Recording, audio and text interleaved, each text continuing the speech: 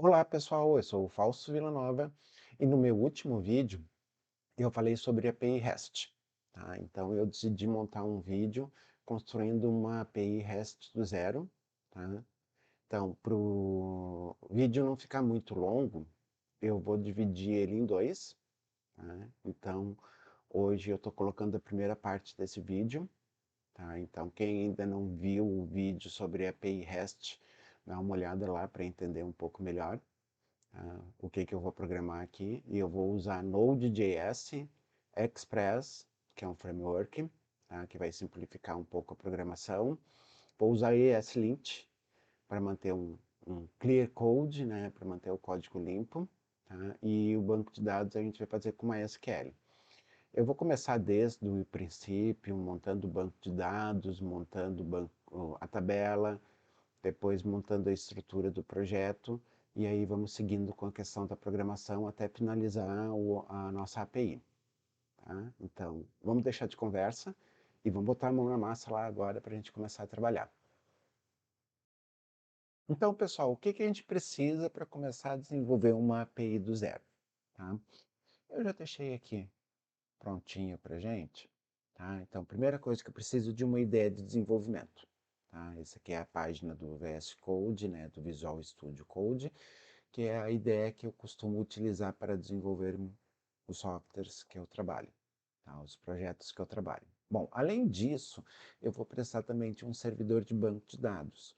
Existem vários que a gente pode utilizar, tá? Mas eu vou usar aqui no nosso exemplo aqui o AMP Server. O AMP Server, ele não é só um banco de dados, né? Então aqui já vai ficar também para quem quiser depois estudar PHP, tá? Mas ele também instala junto um banco de dados, o MySQL, e o interessante dele é que assim, ó, ele se torna mais prático, a questão da instalação é mais simplificada, né? Ele instala todos os pacotes que tem que instalar e já vem pronto para utilizar. Então é uma coisa mais simples, tá? E já vai ter alguns recursos também que a gente vai ocupar. Por exemplo, a gente vai usar um gerenciador de banco de dados, que é o PHP MyAdmin, tá? Que vai permitir que eu crie um banco de dados e que eu crie a tabela, inclusive que eu faça inserção de dados nessa tabela para que depois a gente possa testar a nossa API. Tá? E para a gente desenvolver a API também, nós vamos ocupar o Node.js, tá? Que vocês vão ter que instalar também para a gente poder fazer. E ainda para facilitar mais ainda a utilização do Node, a gente vai usar o Express. Tá? Para manter o nosso código dentro de um padrão e uma organização, a gente vai utilizar o ESLint. Tá? Então, que vai questão de organizar e verificar sintaxe, né, algumas coisas relacionadas à questão de problemas de programação e de visualização de indentação, de regras, como aspas simples, aspas duplas ou ponto e vírgula no final da linha. Tá? E para finalizar, depois, quando a gente já tiver a nossa API rodando, a gente vai precisar testar ela. A gente podia testar ela via terminal, a gente podia testar ela via navegador, mas, por exemplo, o navegador a gente só consegue testar algumas requisições GET. Então, né, outras requisições tipo POST, DELETE, PUT, a gente não conseguiria testar, a não ser que a gente tivesse um front-end que acessasse ele. Tá? E como o foco aqui é a gente criar a API e testar ela e ver se realmente ela está funcionando, tá? Eu indico o Insomnia, tá? É um software que permite que eu faça requisições GET, POST, DELETE, PUT, PET, né, em alguma API para testar o que ela está retornando, quais são os resultados que ela pode oferecer para mim. Então, a gente precisa desses programas, tá? Pelo menos para esse exemplo que eu vou fazer. E eu vou deixar o link para vocês fazerem os download e instalar esses programas aqui no comentário, na descrição do vídeo. Tá? Então, eu vou deixar todos os links ali, o pessoal pode instalar e aí depois a gente pode já colocar a mão na massa mesmo e começar a prática. Bom, gente, eu já tenho esses programas instalados, eu não vou me deter na instalação deles, porque praticamente todos eles seguem um padrão, tá? Então, não é difícil de instalar eles. E o que que a gente tem que começar a fazer então? Então, a primeira coisa que a gente tem que fazer é abrir o nosso AMP, tá? Que eu tenho que abrir o servidor e fazer o servidor disparar o meu banco de dados e deixar o banco de dados acessível para mim. Então, a hora que eu abro o AMP, ele sobe o servidor, né? E será que o servidor realmente está funcionando? Então, olha só, aqui nos ícones do lado do reloginho aqui, ó, da data e hora, eu clico aqui e aí eu posso ver que eu tenho o ícone do AMP verde aqui e que está escrito assim, todos os serviços executando. Isso quer dizer que o meu PHP tá funcionando, o meu MySQL, que é o que eu quero, está funcionando, tá? Então agora a gente pode começar a trabalhar. Bom, para a gente começar a trabalhar, a gente tem que acessar o PHPMyAdmin. Tem várias maneiras de acessar o PHPMyAdmin, tá? Então a gente abre o navegador e digita lá localhost phpMyAdmin, tá? E aí ele vai abrir a tela de abertura. Como é uma instalação local do meu banco de dados e ela vem pelo AMP, normalmente o utilizador, que é o usuário, é root e a palavra-chave, que é a senha, não tem, é em branco. Então já tem aqui a escolha do servidor também, deixa MySQL e clica em entrar.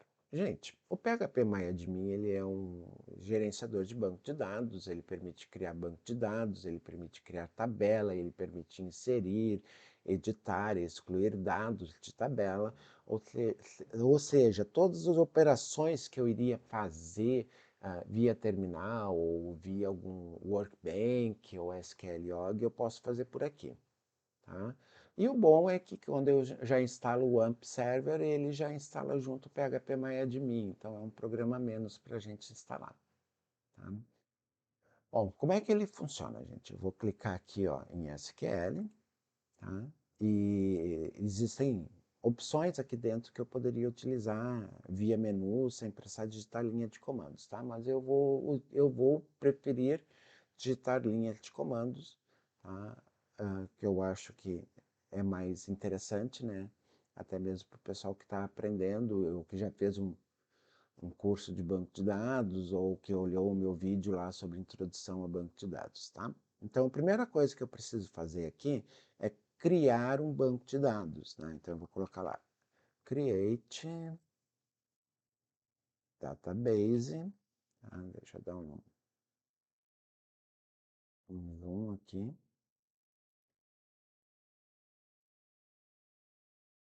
create database, tá?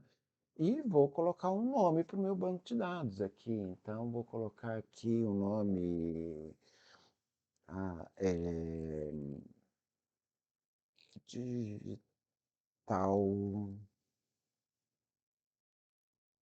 digital. Só digital tá bom aqui, tá? E aí depois a gente clica no botãozinho continuar, tá? E ele colocou assim, ó, não retornou nenhum registro, tá? Mas ele gerou o banco de dados para mim. Perfeito? Tanto que eu posso acessar aqui e ver que eu tenho um digital aqui, ó. Tá? Então, ó, ele criou o banco de dados. Tá? Vou clicar aqui para deixar esse banco de dados ativo. Tá? Vou clicar no nome dele. E agora eu posso criar a minha tabela. Tá? Então, vamos criar uma tabela aqui. Create table. Tá? E aí, gente, eu vou criar a seguinte tabela. Create table. Vamos colocar aqui contatos. Tá? A minha tabela contatos vai ter um campo ID do tipo int, tá? Que vai ser autoincremento e vai ser minha chave primária. Ela vai ter um campo nome, que vai ser do tipo varchar, tá? De 50. E ela vai ser not continuo. Não pode ser em branco. Tá? Eu vou colocar um campo sexo, vai ser um char de 1, e vou colocar um campo e-mail, para char de 150. Tá? Então, essa é a minha tabela. Vou dar um zoom aqui para vocês enxergarem. O comando certinho ali. Tá? Então, a minha tabela vai ter um ID, que é um campo numérico, e vai ser um campo autoincremento. O primeiro registro vai ser 1, depois o segundo vai ser 2, depois 3, 4, um sequencial.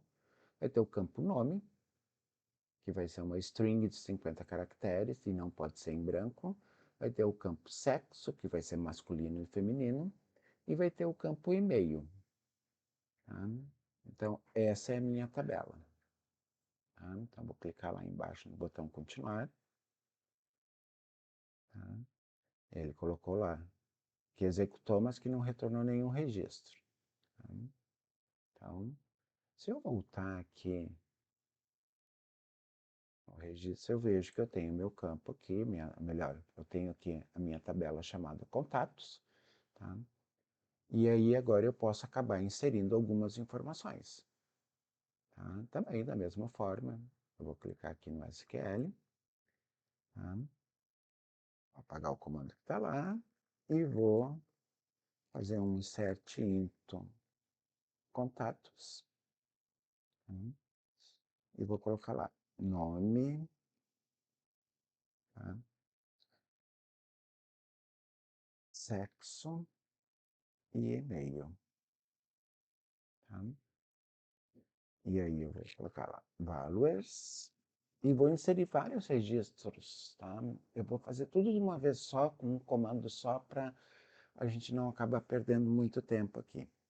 Tá? Então, primeiro nome lá eu vou ter o Fausto Villanova. Tá? Sexo masculino, e-mail fausto, arroba gmail.com, vírgula, tá? Gente, eu posso inserir vários registros usando dessa forma, assim, tá? Então, aí o segundo aqui vai ser Nicolas Reis, masculino, nicolas.ual.com.br, tá? O próximo vai ser Pedro Santos,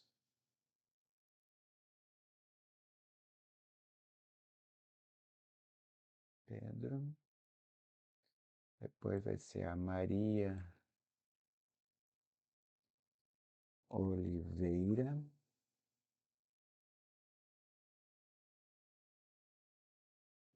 Maria@hotmail. Depois vamos ter a Francisca Reis. Ah, Maria é feminino aqui, né? Vamos arrumar já aqui. Deixar tudo certinho.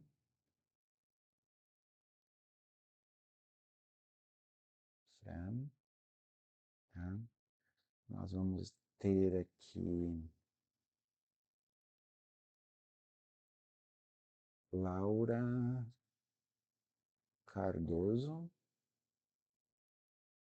Tá? Laura,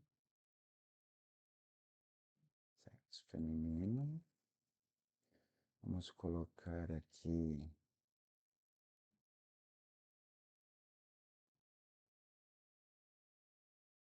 João Silva.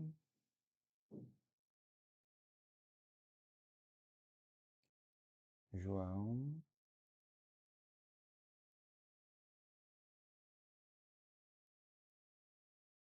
E para encerrar, a Flávia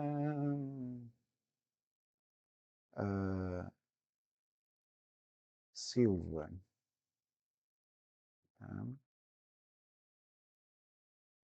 Flávia Hotmail, tá? E sexo feminino. Então vamos conferir aqui. Eu tenho Fausto masculino e e-mail, Nicolas masculino e e-mail, Pedro masculino e e-mail, Maria feminino e e-mail, Francisca feminino e e-mail, Laura feminino e e-mail, João masculino e e-mail. Vou tirar o acento do João aqui. E o Flávia feminino e e-mail. Pronto. Então agora eu tenho aqui todos os dados que eu quero adicionar. Tá? Então, gente, o que que eu vou fazer agora? Eu vou clicar em continuar e ele falou, ó, 8 linhas inseridas, tá? Então, aqui eu já comecei com uma parte que é, eu tenho o meu servidor de banco de dados, eu já tenho o meu banco de dados criado, que é digital, eu já tenho a minha tabela criada que é a contatos, tá? E eu já tenho 8 registros nessa tabela, tanto que se eu usar um select aqui, eu consigo ver os 8 registros cadastrados, tá? Então, nós já temos uma parte da nossa API construída, que é o banco de dados. Aí já temos informações dentro dele para que a gente possa testar ele, tá? Então, agora nós vamos passar para uma próxima parte. E aí a gente vai começar a montar a estrutura do nosso projeto. Então, para isso, eu vou abrir um terminal. Eu vou abrir o terminal pressionando a tecla de atalho Windows R, vai abrir o executar, e aí eu vou digitar CMD. E ele vai abrir um terminal para mim aqui, onde eu vou começar a fazer os comandos. Olha só, eu poderia fazer isso aqui utilizando o Windows Explorer, tá? E aí depois abrir o VS Code, abrir um terminal e aí ficar pulando de uma tela para outra, tá? Mas como é uma videoaula, né, eu acho que fazer por linha de comando e ficar em apenas uma tela vai ser mais prático e mais fácil de entender, tá? Então eu vou começar aqui a criar a estrutura do nosso projeto, tá? Então eu vou usar o comando cd, tá? Que é para mim trocar a pasta que eu estou trabalhando. Então eu vou para a pasta raiz, que é um CD barra, aí eu fui lá para a unidade C, tá? E agora eu vou criar uma pasta chamada projetos. Então vou colocar o comando md, tá? Que é o comando para criar pastas ou diretórios, né? E aí eu vou criar uma pasta aqui chamada projetos. Aí depois eu vou entrar dentro dessa pasta com o comando cd, projetos, tá? E aí, aqui eu vou criar uma pasta chamada backend. Tá? E vou abrir essa pasta chamada backend. Tá? Então, agora eu já estou localizado dentro da minha pasta. Eu tenho minha estrutura montada. E agora eu posso começar a trabalhar a minha aplicação. Como eu vou trabalhar numa API, eu vou usar o Node, eu preciso instalar algumas dependências, tá? Então, eu vou começar, gente, com o npm init-i, que vai criar um arquivo JSON packed, tá? Um packed JSON. Tá? Então, ele vai criar o arquivo ali para mim. O arquivo já tem uma estrutura JSON aqui formada, tá? Com o nome da aplicação, com a versão, com uma descrição que eu posso colocar, tá? E com o autor, quem foi que criou, todas informações assim de dados que não é assim muito avançado, tá? Tudo bem. Que mais? Gente, a gente criou o banco com uma SQL, a gente criou lá um banco chamado digital, a gente criou uma tabela chamada contatos, tá? E aí a gente vai trabalhar. Quando a gente vai trabalhar com MySQL, a gente tem que instalar o npm install MySQL 2, que permite fazer conexões e executar SQLs para a gente obter um resultado. Tá? Então, vou criar aqui, ele vai instalar ali, tá? As dependências. Que mais? Eu falei que a gente também ia usar o Express, então npm install Express, tá? Que ele vai facilitar bastante a questão da nossa programação. Tá? E eu também já vou instalar aqui npm install, tá? O .env, legal, o ponto .env. Gente, o ponto .env ele permite eu criar algumas variáveis de configuração, tá? E aí eu não preciso escrever hardcode, escrever de forma fixa alguns parâmetros de configuração dentro do fonte, e isso acaba facilitando bastante quando a gente quer a gente tem uma aplicação e vai vender para vários clientes diferentes, tá? A gente pode centralizar as configurações dentro de um arquivo .env, e aí fica fácil de configurar o sistema quando a gente vai trabalhar, tá? Então, o .env ele permite fazer isso. Além disso, eu também já vou instalar aqui o slint, tá? Então, o npx slint -init, tá? E aí ele vai fazer algumas perguntas para a gente durante o processo de instalação. Na primeira ele pergunta como é que a gente quer, como é que a gente gostaria de usar o slint. Se a gente quer apenas checar a sintaxe, né? Ou se a gente quer verificar a sintaxe e encontrar problemas, é a opção que está marcada, é a opção que a gente vai usar. Tá? Então, Enter. Aí ele pergunta como é que a gente quer, os tipos de módulos que a gente quer utilizar. A gente quer usar o JavaScript módulo, que aí a gente usa import e export, ou CommonJS, que aí vai o require e export, então a gente vai marcar aqui o require e o export do Common, tá? JS. Tá? E aí ele pergunta para a gente se a gente vai usar algum framework para esse projeto, tipo React, Vue ou nenhum deles, né? Então a gente não vai usar aqui nenhum deles. Tá? E aí ele pergunta se o nosso projeto tem TypeScript, que não vai ter, então já está marcado no, só dá Enter. E aí aqui sim, aqui é um pouquinho diferente, gente. Olha só, ele pergunta assim, ó, onde é que a gente vai executar esse código? Tá? A gente vai executar esse código no browser ou no Node, tá? A gente vai executar no Node. Então, assim, ó, tá marcado o browser. Vocês pressionam a barra de espaço, ele vai tirar o Vzinho, aí você coloca a setinha para baixo e pressiona o espaço para marcar o Vzinho de novo no Node. Agora o Node está selecionado, aí eu dou um Enter, tá? E aí ele pergunta se a gente quer instalar agora.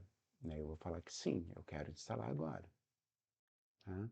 Aí ele pergunta como é que eu quero usar, qual o pacote de gerenciamento que eu quero usar. Tá? Então eu vou utilizar o npm, tá? Então deixo o npm marcado e mando instalar. E aí, pronto. Tá? Ainda tem mais uma coisinha que a gente precisa instalar, tá, gente? Então aqui, ó, a gente vai instalar ainda aqui o NodeMon, tá? E nós vamos instalar com "-d", que é uma dependência de desenvolvimento. Tá? Isso quer dizer o seguinte, que ele só vai ser usado na hora em que eu estiver desenvolvendo, na hora que eu fizer um build, que eu construir um software mesmo para ser executado em linha de produção, tá? Ele não vai mais usar um ModeMon. Tá? Gente, esse cara aqui, ele é interessante, porque eu uso Node. Tá? Node, perfeito. Eu vou lá, executo o Node e o arquivo que eu quero executar e está resolvido o problema. Só que toda vez que eu faço uma alteração no meu arquivo, na minha API, no meu software, eu tenho que parar a execução e subir de novo ele para que as alterações sejam escritas de forma correta e que ele pegue as alterações e correções que eu fiz para que ele possa executar ela. Tá? Com o NodeMon, eu não preciso interromper a execução e reexecutar de novo toda hora. A hora que eu salvo uma alteração, ele já recompila a aplicação e atualiza ela para mim. Então eu não preciso ficar parando o serviço toda hora e executando de novo, parando, executando, parando, executando. Não, eu executo uma vez e deixo ele lá executando. Então ele facilita um pouco na questão do desenvolvimento. Tá? Então, instalamos ele aqui. Perfeito. Agora eu já instalei aqui, já inicializei, né, o diretório como um projeto, eu já criou o package JSON, ele já instalou as dependências do MySQL, do Express, do .env, do ESLint e do NodeMon. Então, quer dizer, agora eu já tenho o meu ambiente pronto e configurado, e aí eu já posso começar a trabalhar. Então, para abrir o VS Code, eu digito code e um ponto, e ele já vai abrir essa pastinha dentro do VS Code para mim, tá?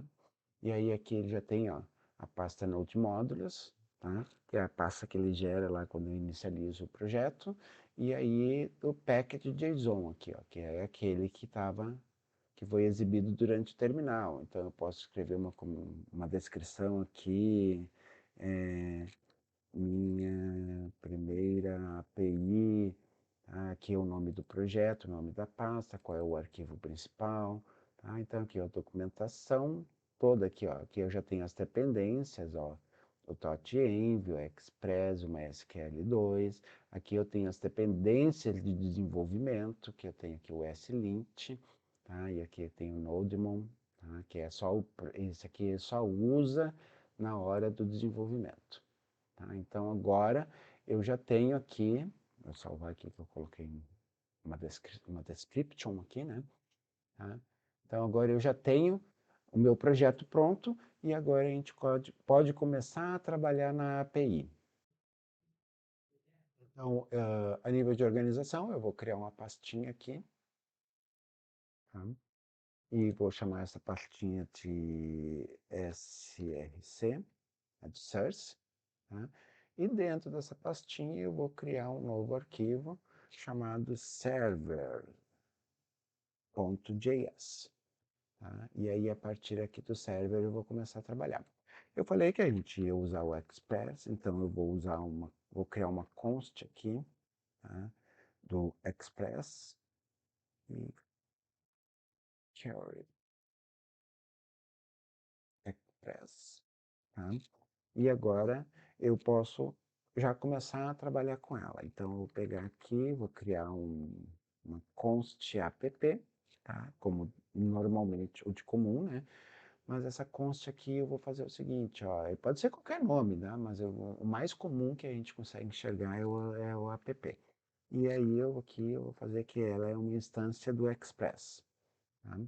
E agora eu já posso executar o meu servidor. Como é que eu faço isso? Eu pego o meu app, aí eu pego um listener, tá? E aí eu especifico qual é a porta que vai ser executada. O primeiro parâmetro é a porta, então eu vou colocar lá 1, 2, 3, 4, essa vai ser a porta. E depois eu vou abrir aqui um arrow function, tá?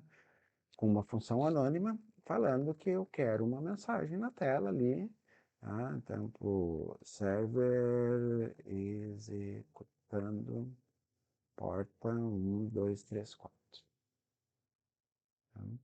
Isso é suficiente. Então agora eu já tenho aqui ó, o meu servidor que está escutando a porta 1, 2, 3, 4, e aí agora eu já posso inclusive testar e executar para ver se está funcionando. Eu já salvei aqui.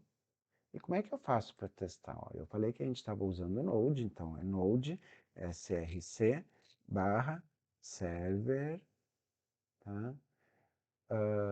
Server.js. E aí eu dou um enter e ele já põe a mensagem para mim ali, ó. Servidor executando na porta 1, 2, 3, 4. Tá? Então agora a gente já tem um servidor rodando. Tá? Ele não faz nada, mas tudo bem. Ele está lá executando. Vou dar um Ctrl C aqui para ele cancelar. Tá?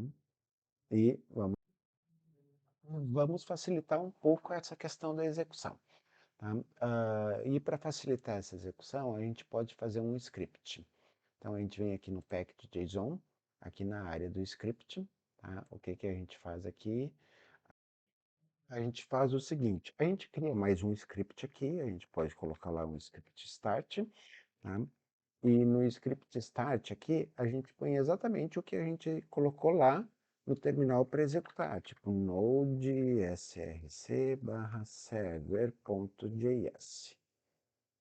Tá? Então agora, toda vez que eu quiser executar o meu servidor, eu posso usar um npm start, tá? E ele vai executar o servidor para nós. Lá, ó.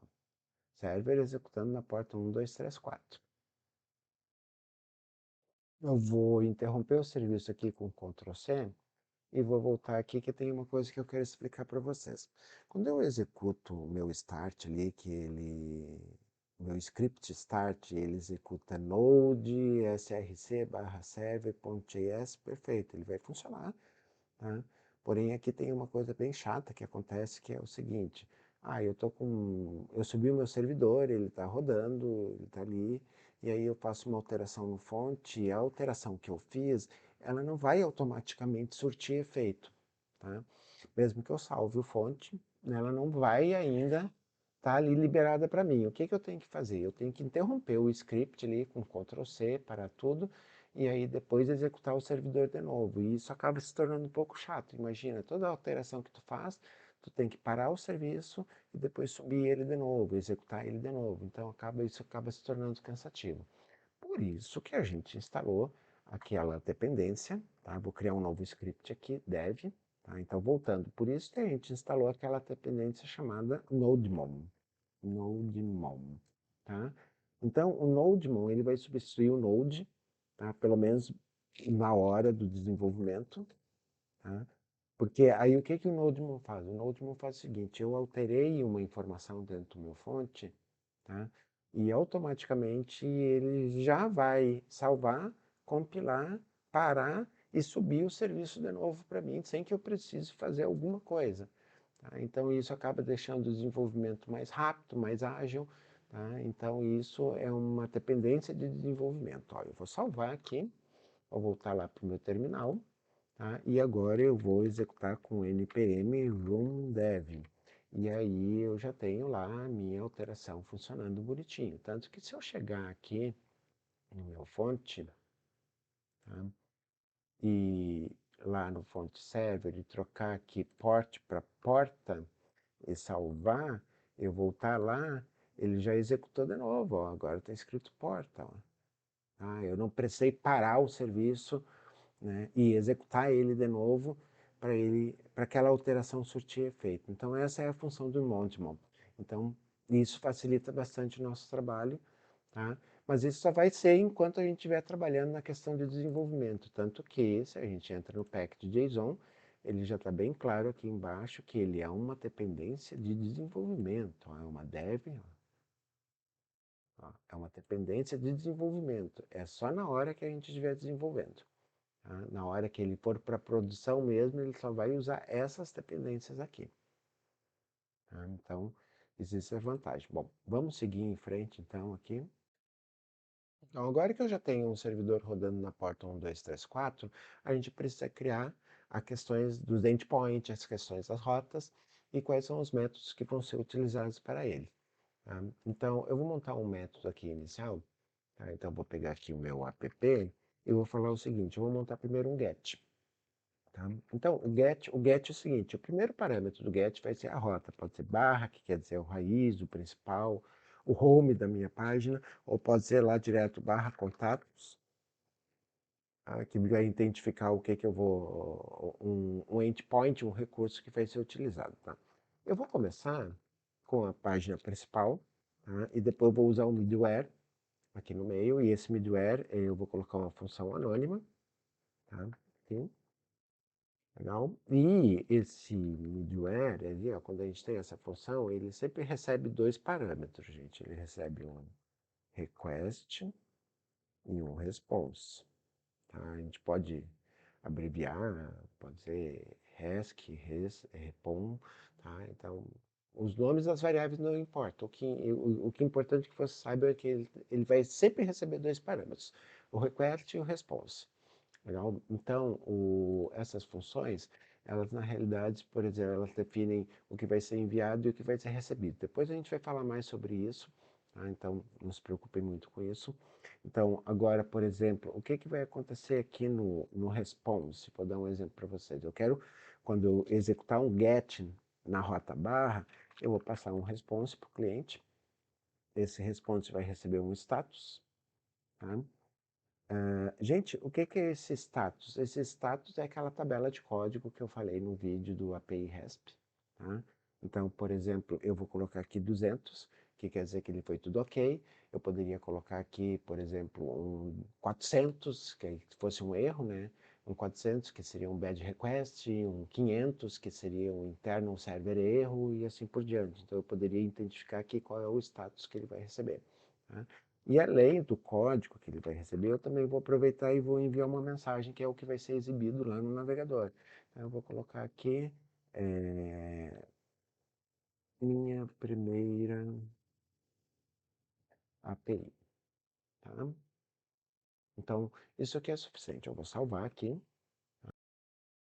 Olha só, se eu abrir o navegador, agora ele está lá, localhost, localhost, 1, 2, 2 pontos, 1, 2, 3, 4, ele já executou. Ele fez o get, tá? Ele fez o get e o get retornou uma mensagem para mim, tá? Bom, a gente fez a primeira rota, tá? Então deixa eu explicar uma coisa, como é que vai funcionar isso aqui mais ou menos. Isso aqui mais ou menos iria funcionar da seguinte forma. Aqui eu tenho um get, aí eu vou ter lá um get tipo contatos, que aí vai listar todos os contatos que eu tenho cadastrado lá na minha tabela. Por exemplo, se eu quisesse atualizar um contato, eu ia usar uma rota chamada put, tá? Aí depois, se eu fosse fazer inserir um contato, eu ia usar um app.post, tá? E aí por diante, aí eu ia ter aqui put barra contatos barra ID, aí eu ia ter aqui um barra contatos, tá? E assim por diante. Ah, eu quero fazer um delete, eu quero apagar um contato, então eu vou ter um app.delete.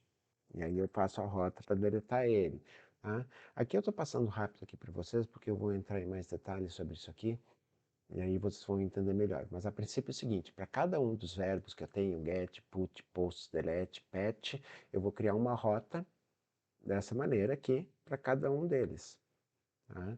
E aí eu vou fazer todo um processo para fazer a listagem, para adicionar, para editar, para deletar, tá? De acordo com o que é feito em cada um deles, tá? Então a gente pode fazer isso aqui. Eu fiz primeiro o get, tá? E agora nós vamos começar a organizar um pouquinho mais isso aqui. Não é comum a gente ver a gente criando rotas e colocando tudo em um único arquivo, né, que acaba ficando desorganizado, difícil de entender e até mesmo um pouco antiprofissional. Uma maneira de a gente organizar isso aqui é a gente separar isso em vários arquivos, tá? Criando uma estrutura, um padrão que pode ser seguido. Então, assim, ó, aqui dentro do RRC, SRC, eu vou criar um novo arquivo aqui, vou chamar ele de app.json, ponto .js, tá? E aí, aqui dentro desse arquivo, gente, o que que eu vou fazer? Eu vou pegar todo esse arquivo que está aqui e vou dar um Ctrl X lá e um Ctrl V nele aqui. Aí aqui eu já tenho ele, e aí aqui eu tenho que module.export. Por que que eu tenho que exportar, gente? Eu tenho que exportar ele porque agora, como ele é um arquivo separado, para mim poder usar ele em outros arquivos, ele tem que ser exportado. Então, por isso que eu estou exportando o app aqui, tá? Então, aí eu já tenho ele aqui, exportado bonitinho, agora ele pode ser usado em outro arquivo. E como é que ele é usado em outro arquivo? Aí eu tenho que importar aqui. Então, eu vou criar aqui um const app e vou dar uma importação dele aqui, do arquivo que eu quero trabalhar. Então, tem aqui um app, tá? E agora ele já está funcionando. Ou seja, olha só, eu peguei aquele arquivo que tinha umas 10, 15 linhas e deixei ele apenas com 3 linhas funcionando. E aí o resto do arquivo está em app aqui, ó. E aí aqui eu posso criar as minhas rotas, tudo bonitinho. Ah, então eu já salvei aqui, eu posso ir lá no meu navegador, né? Dar um F5 aqui e ele não encontra a rota. Vamos ver o porquê que ele não encontrou a rota aqui. Ah, ele não encontrou a rota porque eu troquei a rota lá no Apps, agora é contatos, tá?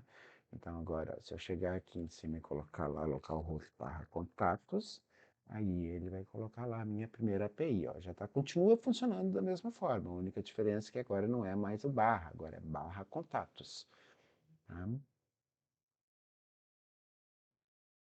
Além do app, a gente ainda pode fazer mais algumas organizações aqui. Por exemplo, eu poderia chegar aqui e, em vez de definir minhas rotas todas no app, eu poderia criar um novo arquivo aqui, definido rotas, né? Então, routers, tá? .js, tá? E aí aqui dentro do router eu iria usar as rotas. Então aqui eu vou fazer de novo aqui, ó, mostrar aqui para vocês.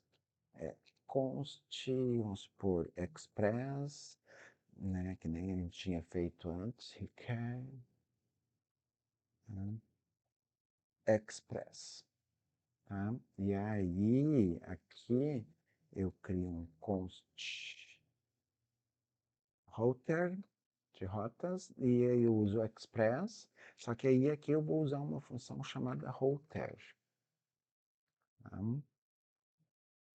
E óbvio que também eu vou ter que exportar ele se eu quero usar ele em outros locais. Export igual a router. Agora eu já posso usar o router em outros arquivos também. Agora, para a gente usar o nosso router dentro do app, a gente faz exatamente da mesma forma. A gente importa ela. Tá? Então, vou colocar aqui um router. Tá? Require. Opa, carry. Tá? O nosso arquivo é o barra router. Tá? E agora, gente, agora é o seguinte, agora em vez da gente usar nosso get aqui, a nossa rota, a gente tem que falar o seguinte, que toda requisição que vier para cá, ele tem que usar o router. Então a gente usa assim, ó, app user, tá? E aí a gente põe lá, router, tá? Isso quer dizer o seguinte, que toda vez que uma requisição for cair no nosso aplicativo, que ele vai usar o router. Tá? É assim que funciona. E assim, dessa forma, a gente consegue separar ainda as rotas do app. Tá? E como é que a gente faz as rotas? As rotas a gente vai lá para o router, e da mesma forma que a gente usou para montar as rotas com app, a gente usa o router para montar a nossa rota. Então, por exemplo, em vez de usar a app, agora a gente vai usar router. Tá? E aí o verbo que a gente vai utilizar, a nossa rota, vamos supor lá, contatos, tá? E é o nosso middleware aqui, a nossa função anônima, tá? E lembrando que essa função, ela sempre vai receber um request e um response, tá? E aí eu posso fazer a minha função aqui. Então, por exemplo, aqui eu vou passar um response.status 200, quer dizer que ele recebeu tudo ok, e vou mandar uma mensagem aqui, tá? Tipo, router está ok, tá? Vou salvar, né? E vamos lá testar para ver o que aconteceu, tá? Então, legal, router está ok, ó, tá? Então, o que que foi que ele fez? Ó, ele chegou no server aqui, ele escutou a porta e ele sabe que toda vez que ele vai fazer uma requisição, ele vai para o app. Aí ele vai para o app, aí ele chega no app, ele vai para o router e o router executa a nossa rota. Tá? Então, dessa forma, a gente consegue organizar. Agora, aqui eu posso definir todas as rotas que eu quiser. Post, get, put, pode ter vários gets com diferentes, tipo, eu poderia ter aqui um router.get, tipo, barra cidades, tá? Barra estados, barra produtos e assim por diante. Eu poderia, inclusive, criar outros arquivos de rotas para separar um arquivo de rota para contatos, um arquivo de rota para produtos, um arquivo de rotas para cidades e assim por diante. Seguindo o nosso exemplo aqui, então, vamos pensar da seguinte forma. Ó. Eu já tenho a primeira rota, que é o get, tá? Get contatos. Então, ele puxaria toda a lista de um contatos, até eu vou aproveitar esse código que está aqui, então vou selecionar ele, vou copiar, tá? Vou colar aqui, e aí eu poderia fazer uma coisa assim, ó, por exemplo, quando a gente faz um CRUD, um cadastro, tá? Quais são as operações que a gente tem? A gente tem um para listar todos, a gente tem um para recuperar uma informação apenas do banco, a gente tem um para salvar a informação, a gente tem um para alterar a informação e a gente tem um para excluir. Então a gente teria 5 rotas, tá? Então eu vou pegar aqui, eu já vou colocar aqui 3, 4, 5, tá? Então eu já vou colocar aqui todas as rotas e a gente vai fazer. Então assim, ó, na primeira rota, eu até vou colocar um comentário aqui, esse aqui seria o get all, né? Listar todos os contatos, tá? Aí depois, se eu quiser pegar apenas uma informação, a gente pode fazer um get one, né? Tá? Pegar um, tá? Apenas um contato. Legal? E aí, quando a gente precisa pegar um contato, a gente precisa passar alguma informação que a gente vai utilizar para fazer um filtro, tá? E normalmente essa informação ela pode ser um CPF, pode ser um ID, né? É uma chave primária. Então vou pegar aqui e vou colocar o ID. Gente, e como se trata de uma variável, a gente coloca sempre dois pontos na frente. Então, ah, contatos barra dois pontos ID. Isso quer dizer que na hora que eu for passar a URL, eu posso passar uma URL mais ou menos dessa forma aqui, ó, por exemplo. Vou colocar aqui na linha de baixo. Tá? Tipo, ID 4 quer dizer que eu estou pegando, ó, melhor aqui, ID 4. Isso quer dizer que eu estou pegando o contato 4, apenas o 4. Tá? Aí, o que mais que a gente pode fazer? A gente pode fazer então um post, tá? Que o post permite a gente gravar. Agora, gente, eu só vou trocar aqui, ó, o get por post. Pronto, tá? Então, o que que ele permite? O que que ele faz? Inserir um contato, tá? Ele permite inserir um contato. Isso é o post, tá?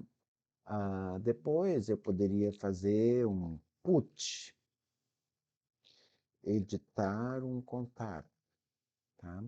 E o put também, da mesma forma. Se eu vou editar um contato, é um contato que eu vou editar. Então, eu posso passar, por exemplo, barra 4 aqui, tá? Identificando que o ID aqui será o 4 que vai ser passado no endpoint. Tá? E para finalizar aqui, aí aqui não é get, aqui é put. Tá? E para finalizar aqui, eu poderia fazer um delete. Tá? É para excluir um contato. Também da mesma forma, eu passo lá barra contato, barra e um número, e aí ele deleta o cara. Aqui delete, tá? E aí aqui eu passo o URL com o ID que eu quero que ele passe, tá? Então, dessa forma, gente, o que que acontece? Olha, agora eu tenho as 5 operações, tá? Todos, pegar apenas um, inserir, editar e excluir. Claro que eu deixei tudo igual aqui, tá? Mas não venho ao caso que agora é a parte inicial, né? Então, o que que acontece? Acontece o seguinte, o que que vai acontecer agora? O que vai acontecer agora é o seguinte, na próxima aula, tá? Eu vou começar a modificar esses itens que estão aqui para ele realmente fazer essas funções que a gente quer que eles façam. Ah, listar todos os contatos, pegar apenas um, inserir, editar e excluir. Então agora a gente já tem a estrutura da nossa, né, da nossa API pronta, tá? Agora eu vou fazer na próxima aula o acesso ao banco de dados e começar a questão de desenvolver os módulos para a gente poder fazer as 5 operações. Tá? Então eu poderia aqui, para não, só para a gente testar aqui, para a gente finalizar a aula, aqui é lista todos os contatos, tá? Aqui é recupera apenas um contato, tá? Aqui adiciona um contato, aqui edita um contato e aqui remove um contato, tá? Tanto que se eu for lá no meu navegador e dar um F5, ele atualizou. Se eu chegar aqui e colocar /1, qualquer número, não tô especificando agora o acesso ao banco, né? Ele recupera apenas um contato. Ele está fazendo o que está mandando naquela rota, tá? Então, como eu ainda não estou usando o Insomnia, eu consigo replicar apenas GET pelo navegador, tá? Então, por isso que eu só vou fazer esses 2 testes aqui, mas a gente já tem agora aqui o fonte concluído, tá? Então, eu vou encerrar essa aula por aqui. Espero que vocês tenham gostado, tenham entendido, tá? E na próxima aula eu vou mostrar como fazer o acesso, vou continuar esse projeto, vou fazer o acesso ao banco de dados e vou começar a programar a questão dos modelos, das controles, para que ele possa realizar essas ações que a gente está solicitando, tá? E não se esqueçam de se inscrever no canal, tá? Não se esqueçam de curtir o vídeo aí, dar um like, tá? E eu vejo vocês no próximo vídeo para a gente concluir esse projeto.